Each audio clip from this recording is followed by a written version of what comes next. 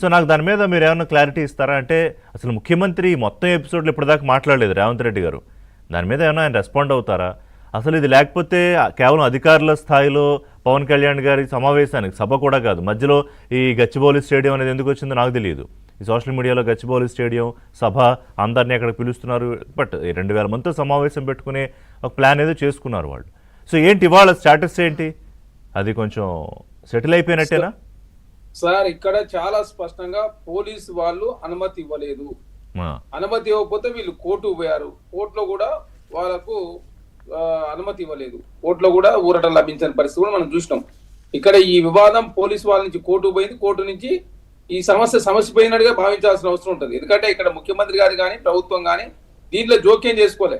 అదే కాకుండా ఇక్కడ తెలంగాణ రాష్ట్రంలో ఒక నెల రోజుల సంధి ప్రొఫెసర్ నాగేశ్వర్ గారి అంశం కావచ్చు, అటు ఆంధ్ర ఇటు తెలంగాణ కొంత వివాదానికి దారి తీసిన మాట వాస్తవం. దానిలో జర్నలిస్టులు కావచ్చు, తెలంగాణలో ఉద్యమకారులు కావచ్చు, అటు సైడ్ ఉన్నటువంటి జన సైనికులు కావచ్చు, ఇటు సైడ్ ఉన్న జన సైనికులు కావచ్చు, పెద్ద ఎత్తున గలాడ క్రియేట్ అయిన మాట వాస్తవం. అదే కాకుండా ఈ మధ్య కాలంలో పవన్ కళ్యాణ్ గారు ఇప్పుడు 12వసారి తెలంగాణ ఆవిర్భావ దినోత్సవాలు తెలంగాణ రాష్ట్రం జరిగినాయి. 11 సార్లు ట్విట్టర్ వేదికగా స్పందించిన పవన్ కళ్యాణ్ గారు 12వసారి హైదరాబాద్ లో గచ్చిబౌలిలో సభ పెడతాన దానికి తెలంగాణ రాష్ట్రం పెద్ద ఎత్తున రియాక్షన్స్ రావడం. అదే కాకుండా వాళ్ళు కోరింది కూడా 2వ తారీఖు నాడు సభ ఉంటే వాళ్ళు కోరింది 1వ తారీఖు నాడు, అదే 31వ తారీఖు నాడు వారు అనుమతి కోరారు. 1వ తారీఖు ఇవ్వలేదు. తర్వాత కోర్టుకు పోతే కోర్టులో కూడా ఊరట లభించిన పరిస్థితి కూడా మనం చూసినాం. కాబట్టి దీన్ని ప్రభుత్వానికి ముఖ్యమంత్రి గారికి ఆపాదించే ప్రయత్నం కూడా కొంత మంది జన సైనికులు చేసిన మాట వాస్తవం. నిన్న పవన్ కళ్యాణ్ గారు చాలా క్లారిటీ ఇచ్చినప్పటికీ చాలా పెద్ద ఎత్తున సోషల్ మీడియా వేదికగా కాంగ్రెస్ పార్టీ మీద, రేవంత్ రెడ్డి గారి మీద పెద్ద ఎత్తున దాడి జరిగిన మాట కూడా వాస్తవమే. ఇక్కడ ముఖ్యమంత్రి గారు పోలీసు వాళ్ళకు పూర్తి స్వేచ్ఛ ఇచ్చి అధికారులు, అదే కాకుండా కోర్టు చెప్పే నిబంధనల ఆధారంగా మనం ముందుకు పోదామని చెప్పి చాలా స్పష్టంగా ప్రభుత్వం భావించింది. కోర్టు నుంచి ఎలాంటి అనుమతి రాలేదు కాబట్టి అనుమతి ఇవ్వలేదు. అదే కాకుండా ఈ సమస్య పోయింది అనుకున్న తరుణంలో మొన్న పవన్ కళ్యాణ్ గారు మాట్లాడడం, నిన్న మళ్ళీ పవన్ కళ్యాణ్ గారు నిన్న మాట్లాడింది వివాదం కాలేదు, కానీ మొన్న మాట్లాడింది మాత్రం పెద్ద ఎత్తున తెలంగాణ రాష్ట్ర ఏర్పాటును పవన్ కళ్యాణ్ గారు తప్పుపట్టిన పరిస్థితి కూడా మనం చూసినాం. ఎందుకంటే గతంలో తప్పుపెట్టారా? ఎస్ సార్, తెలంగాణ రాష్ట్ర ఏర్పాటును వారు తప్పుపట్టారు. నిన్నగాక ఏర్పాటును తప్పుపెట్టారా? ప్రక్రియను ఏర్పాటు చేసిన విధానానికి నేను తప్పుపడుతున్నా. అంటే నరేంద్ర మోడీ గారు గతంలో తల్లి నుంచి బిడ్డని వేరు చేసి రాజ్యసభలో డోర్లు క్లోజ్ చేసి తెలంగాణ రాష్ట్రం ఇచ్చిరనే ఆ వ్యాఖ్యలకు మొన్న పవన్ కళ్యాణ్ గారు మాట్లాడిన మాటలు చాలా కరెక్ట్ గా సూట్ అయినాయి. కాబట్టి మరి నరేంద్ర మోడీ గారు దీని వెనుక ఉండా అనేది తెలంగాణ రాష్ట్రంలో కొంత అనుమానాల దారితీసుడు. అదే కాకుండా కోనసీమ సంబంధించి కొబ్బరి చెట్లు ఎండిపోయినప్పుడు మరి అది వివాదం అవుడు.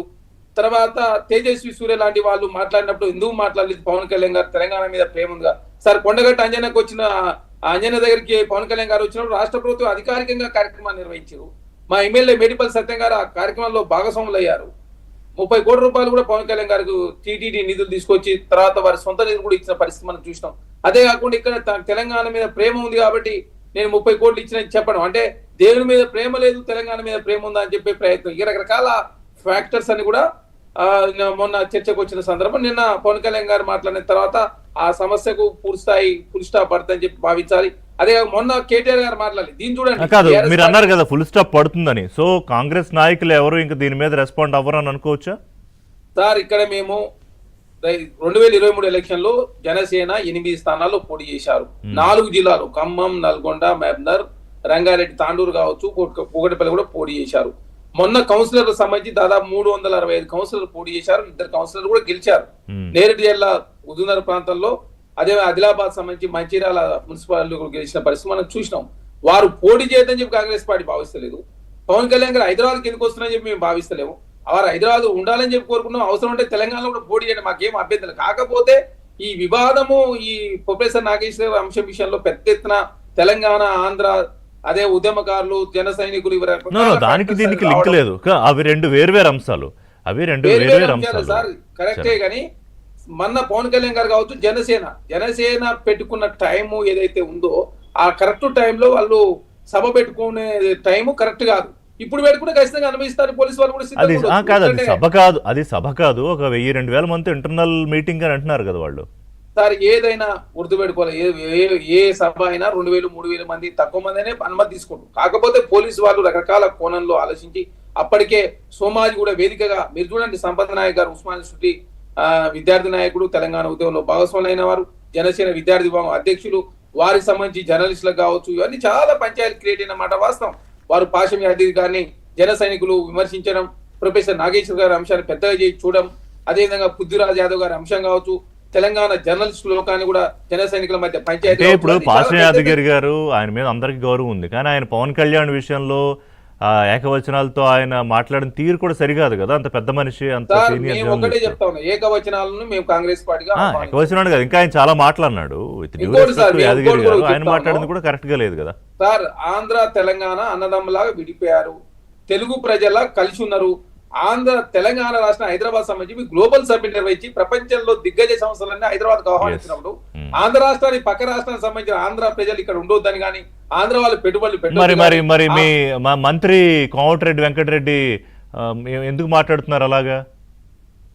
కాంట్రాక్ట్ కూడా ఆంధ్రప్రదేశ్ వాళ్ళకి చేయడానికి లేదు అని ఆ స్థాయిలో అవసరం ఉందా? కొన్ని అంశాల విషయంలో క్లారిఫికేషన్ ఇవ్వకపోవడం, తెలంగాణ రాష్ట్ర ఏర్పాటును పవన్ కళ్యాణ్ గారు తప్పుపట్టడం, 11 రోజుల పాటు ఎందుకు మరి మీరు దీక్ష చేసి ఆ దీక్ష దేనికోసమో, తర్వాత కోనసీమ కొబ్బరి షీట్లకు సంబంధించినటువంటి అంశం పెద్ద ఎత్తున తెలంగాణ రాష్ట్రంలో ట్రోలింగ్ జరగడం, ఇవన్నీ కారణాలు. అంతకుముందు ఎవరైనా మాట్లాడతారు 23 ఎలక్షన్లో పోటీ చేశారు, మొన్న మున్సిపల్ ఎలక్షన్ కూడా జనసేన పోటీ చేసింది కదా.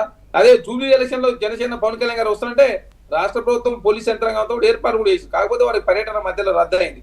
అదే కాకుండా సార్, తెలుగు ప్రజలు మీరు చూడండి, జగన్మోహన్ గారు ముఖ్యమంత్రిగా ఉన్నప్పుడు తెలంగాణ నుంచి ఇద్దరు రాజ్యసభ సభ్యులు కూడా చేశారు, ఆర్ కృష్ణయ్య గారిని, నిరంజన్ రెడ్డి గారిని.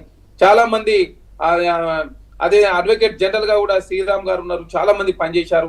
తర్వాత ఇప్పుడు కూడా టీటీడీ బోర్డు మెంబర్లుగా, అదేవిధంగా జనరల్ గా రాష్ట్రాలకు ఇచ్చే టీటీడీ బోర్డు మెంబర్లు కాకుండా అదనంగా కూడా టీటీడీ బోర్డు మెంబర్లు ఇచ్చారు. ఇక్కడ నుంచి ఆనంద్ సాయి గారు ఉన్నారు, తర్వాత నర్సిరెడ్డి గారు ఉన్నారు, అదేవిధంగా మహేందర్ రెడ్డి గారు, బొంగునూరు మహేందర్ రెడ్డి గారు వారు తెలంగాణ, అదేవిధంగా అదేవిధంగా కుత్బులాపూర్ కాన్స్టిట్యూన్సీ సంబంధించి వారికి ఇచ్చారు. కాబట్టి ఇవన్నీ తెలంగాణ ఆంధ్ర అనేది అనవసరం. ఈ మధ్య కాలంలో ఇంత పెద్ద ఎత్తున తెలంగాణ ఆంధ్ర విడిపోయిన తర్వాత ఇంత పెద్ద ఎత్తున ట్రోలింగ్ జరగలే, కానీ ఈ మధ్య కాలంలో ప్రొఫెసర్ నాగేశ్వర అంశం గారిని మొదలు పెడితే తెలంగాణ ఆవిర్భావ దినోత్సవం వరకు తెలంగాణ రాష్ట్రంలో అల్లరి జరిగిన మాట వాస్తవం. దాని ద్వారా తెలంగాణ రాష్ట్రంలో కొంత గందరగోళ వాతావరణం క్రియేట్ అయింది కాబట్టి పోలీసు వాళ్ళు అనుమతి ఇవ్వలేదు. అదే కాకుండా సార్, తెలుగు ప్రజలు ప్రపంచంలో గుర్తుపెట్టుకోవాలా, అమెరికాకు సంబంధించినటువంటి సెనెట్ లోనే పోటీ చేసే పరిస్థితి ఉన్నది, అక్కడ మన వాళ్ళు అవుతా ఉన్నారు.